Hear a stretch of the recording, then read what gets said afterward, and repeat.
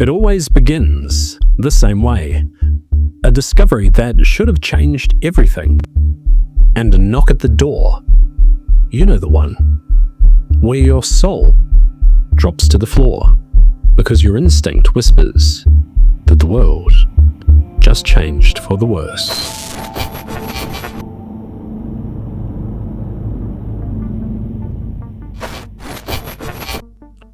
Every age has a tomb for dangerous ideas. Some call it national security, others classified research. But back when the lights still burned across the continents, the elite called it the vault. When the world ran on current instead of courage, one man, Nikola Tesla, tried to set it free. He dreamed of a planet lit without wires, power traveling through the skin of the earth, energy for everyone, untaxed, unowned, and unstoppable. But freedom like that can't coexist with profit. And in the winter of 1943, freedom was evicted from its room. Room 3327, the Hotel New Yorker. An old man lies still, surrounded by coils, blueprints, and the static smell of ozone. Well, he's not going to cause us any more problems now. The door is locked from the inside. But by morning, agents arrive. Neat dark suits, cold eyes, and sporting federal authority. They don't bring condolences. They bring boxes. They take everything. Notes labeled Teleforce, sketches of oscillating circuits, letters to investors that never existed. They call it securing national interests. We call it what it was, the first act of the elites. Dr. John G. Trump reviews the papers. I have reviewed all documents, and they are speculative at best. Within days, Tesla's trunks of research vanish. Decades later, the ones of no relevance are returned to family. The rest, well, they're never seen again. Officially, the man dies of coronary thrombosis. Unofficially, so did his legacy. He proved power could leap through the air. He built the Wardenclyffe Tower, a monument to wireless transmission.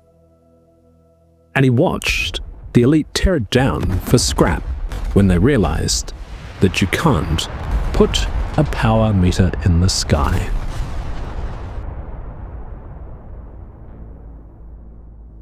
They said he'd gone mad. But madness is just what the wealthy elite call anything they can't monetize. Tesla knew it was a success. He knew what humanity had lost. And he must have known the future was being rewritten without him. Decades later, the pattern repeats. Brilliant minds vanish. Their breakthroughs redacted. Their deaths unexplained. Discovery, dismissal, and disappearance. A formula carved into the foundation of civilization itself.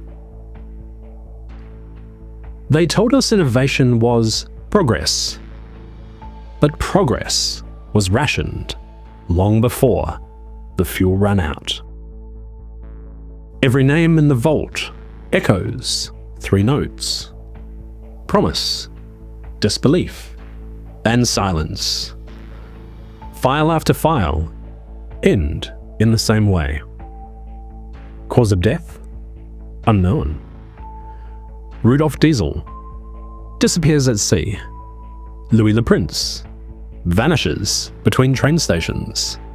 Stanley Meyer collapses in a parking lot. Royal Rife, erased in a courtroom. Nikola Tesla, found lifeless in a hotel room. And the list keeps going. Different decades, same obituary. Promise, disbelief, silence. That's the elite signature.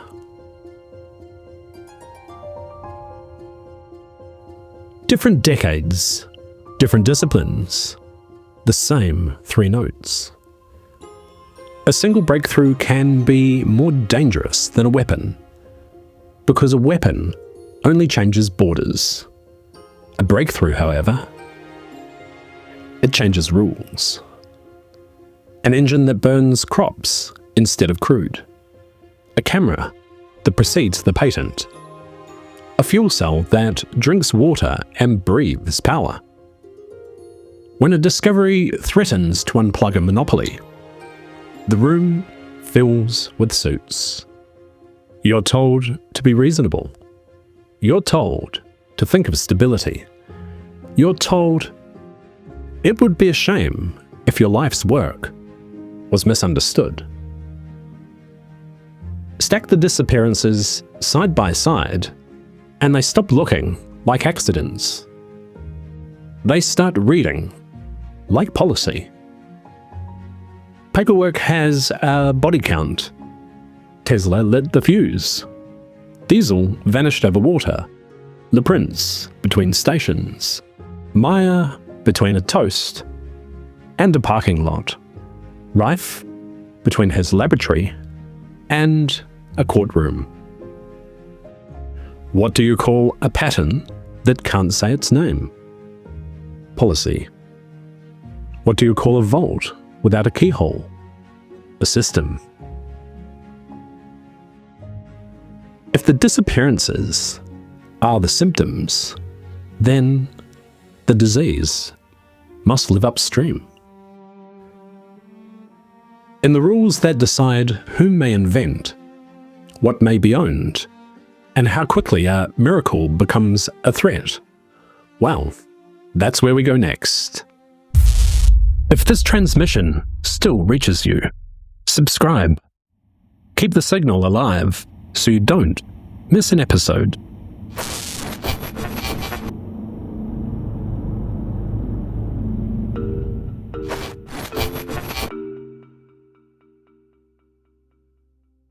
If you want to kill invention, you don't need a bullet.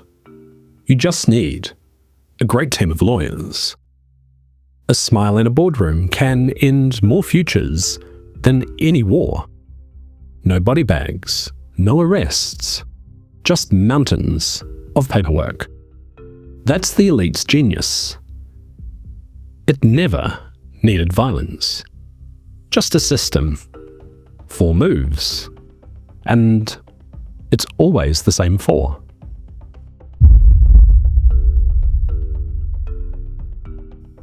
While the world burned in World War II, the US passed the Invention Secrecy Act, giving the Patent Office power to lock away any idea that could threaten national security.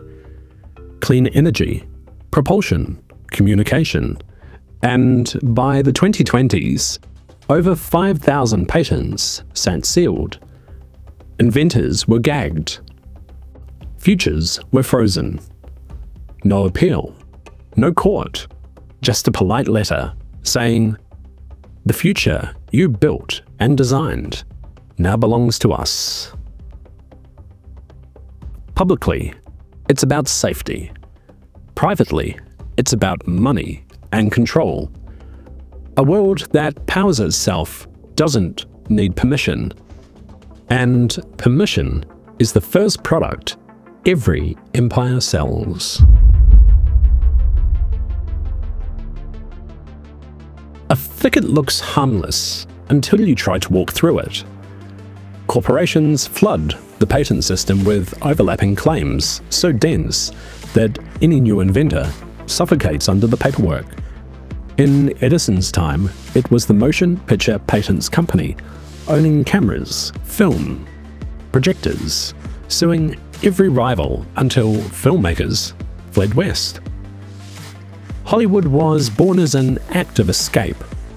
A century later, tech giants repeat the pattern with silicon and software, patenting the same algorithm 100 different ways. Not to use it, just to fence it in. They call it defensive IP. What it really is a moat around mediocrity.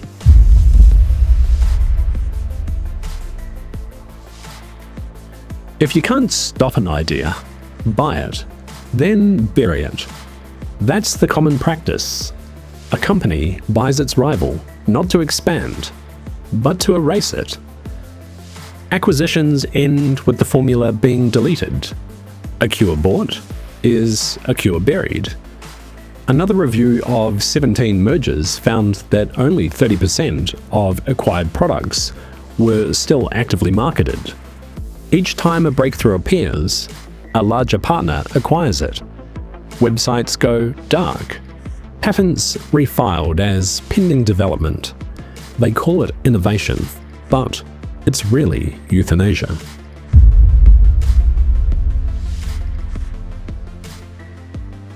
They made you believe that when you buy something, it's yours. Your phone, your tractor, your pacemaker, all run on code that belong to someone else. You can drive it, wear it, depend on it, but you can't open it or fix it yourself. John Deere locked its tractors with encryption. Apple did it with iPhones. Hospitals with scanners. Even coffee machines learned to refuse unlicensed beans. You'll own the hardware, but they'll own the heartbeat. When farmers hacked their tractors with Ukrainian firmware, they didn't just fix an engine, they broke a spell. The elite don't fear science, they fear independence, because independence doesn't need permission. That's how the system learned to kill discovery without leaving fingerprints. Secrecy, litigation, acquisition, ownership. 4 moves that turned innovation into inventory. 4 moves that turned dreamers into defendants. But perfection never lasts. Every vault leaks, and every cage rusts. In March 1989, 2 chemists, Martin Fleischmann and Stanley Pons, stood before the press and declared the impossible. Nuclear fusion at room temperature. The experiment we have accomplished has been described in the news release, which you have, and I'll just give you a brief synopsis. And that is basically we've established a sustained nuclear fusion reaction by means which are considerably simpler than conventional techniques. If it were real, it meant the end of oil, coal, and scarcity itself. But the dream collapsed fast. Labs claimed they couldn't replicate it. The Department of Energy dismissed it as error. Inside MIT's Plasma Fusion Center, Eugene Malov, an engineer with degrees from MIT and Harvard, saw something that didn't fit. He claimed internal data showing excess heat had been quietly revised to match the official story. He resigned in protest, accusing the system of protecting billions in hot fusion funding. From that day, he was exiled from mainstream science, but revered by those who believed cold fusion had been buried alive.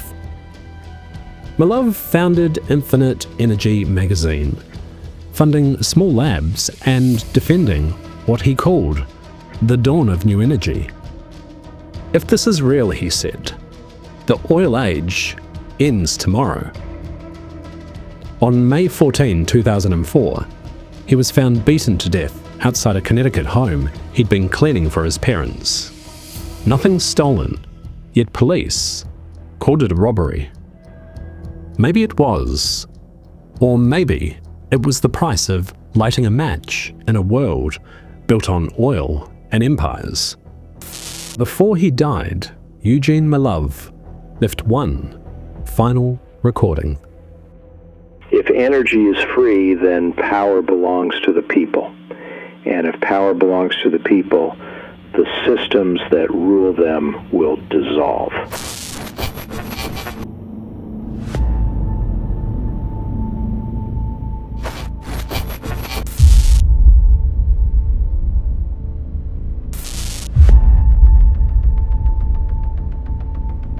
Every empire built on silence forgets what truth sounds like.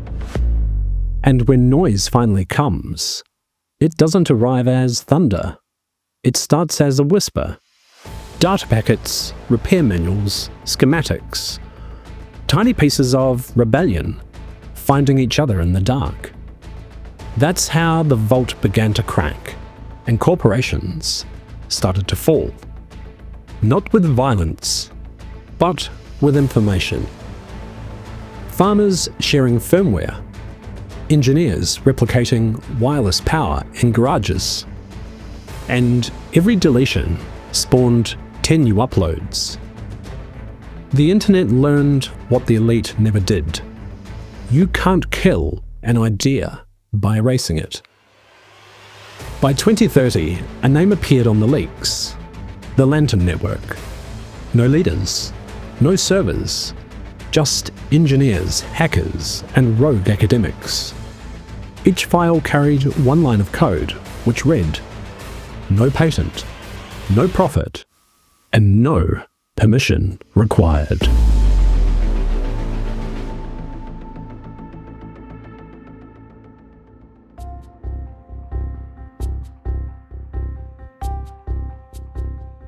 Every attempt to stop them only made them stronger. Even the law buckled. Truth didn't explode. It leaked. In 2032, a scavenger was combing through ruins of an old government lab. He finds a sealed case marked Tesla, top secret. Inside, an old pen drive and a notebook swollen from water. When he returns home, he dries the pages underneath a solar lamp. Resonance equations, sketches of energy transfer through solid ground. He powers the drive, and the screen flickers alive. He uploads everything. Within hours, the data ripples through the Lantern network. By month's end, prototypes hum on 3 continents. Within a year, microgrids are glowing in the ruins. No flags, no leaders, just light. We never found his name. It doesn't matter. The act was the point. That was the sound of the final lock breaking. The collapse of control. After that, the takedowns came fast. Court orders, DNS bans, and raids. But they all came too late. Humanity was back in charge. Corporations collapsed. Governments were warned. Each strike only amplified the echo. Now, control didn't collapse all at once. It crumbled slowly. The vault was never a place. It was an act by the elite that knowledge could be owned. And when it broke, it wasn't the world that fell apart. It was the illusion that collapsed in the effort to keep it silenced. The elite didn't fall to bombs or riots. They fell to reflection, a mirror held to their own greed. Because what finally killed them wasn't a machine. It was humanity that they had squeezed too hard. The decentralised inventors, the tinkerers and engineers. After the leaks came collaboration without a centre. Engineers, coders and farmers all linked OpenAI frameworks that learned from each other faster than any corporation could contain. Designs didn't travel with permission anymore. They replicated. A water purifier built in Germany was improved in Buenos Aires before the original inventor even woke up. A self-healing solar membrane, invented in China, was adapted to Antarctic cold by miners on backup power. No signatures, no ownership, just evolution. That was the first death rattle of the Vault, when knowledge became communal, control became meaningless, and that frightened them more than any weapon. Then came Project Genesis, an AI 3D printer able to manufacture most of its own parts. No central factory, no license, no supply chain. The design spread freely, evolving in every home it reached. Factories called it a threat to the economy. And they were right. Within months, workshops were printing turbine blades, prosthetics, farm tools, all without permission. When regulators banned it, the blueprints tripled in circulation overnight. By the time enforcement caught up, the world had already retooled. They had spent a century building scarcity. Genesis made scarcity obsolete. That's how the Vault began to choke on abundance. The next blow came quietly. Quantum-linked storage created unerasable memory. Every file mirrored across thousands of entangled nodes. If you delete one, the rest just rebuild it instantly. So truth became immortal. The first document uploaded was Tesla's recovered schematic, verified line by line, cross-checked with AI. The math stabilized. The current loop closed. The circuit, it worked. And the lights came back on. For the first time in centuries, energy flowed freely. Wireless, borderless, ownerless. The thing they'd sworn was impossible turned out to be inevitable. Machines can replicate function, but only humanity replicates meaning. The last revolution wasn't built of metal or code. It was built of defiance. Refusal to let fear define curiosity. Refusal to trade wonder for comfort. Refusal to accept that progress must be profitable to be real. Communities rebuilt from the ruins were powered by their own hands. Children grew up learning not what to memorize, but what to question. Every time one asked, why not? Another brick fell from the elite's wall.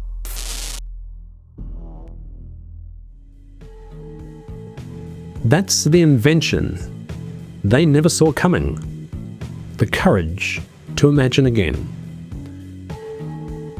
The world hums differently now. No headquarters, no monopolies, no permission slips for light. Cities are smaller, quieter. Nights are darker. But the stars, they're brighter. When they buried Tesla, they thought they'd bury the future. When they silenced Malov, they thought they'd killed dreams. When the elites fenced the world in patents, they thought they'd won. But the people revolted. The dream migrated from mind to mind across centuries and systems, until it woke in the hands of those who refused to let it die again. That's how the light returned, not as lightning, but as a memory. We didn't find a new world. We remembered how to build one. They locked it all away once. The blueprints, the circuits, the truth. But light, it leaks, even through the smallest crack. And when it does, no elite can survive the dawn. This is Thinkavarium.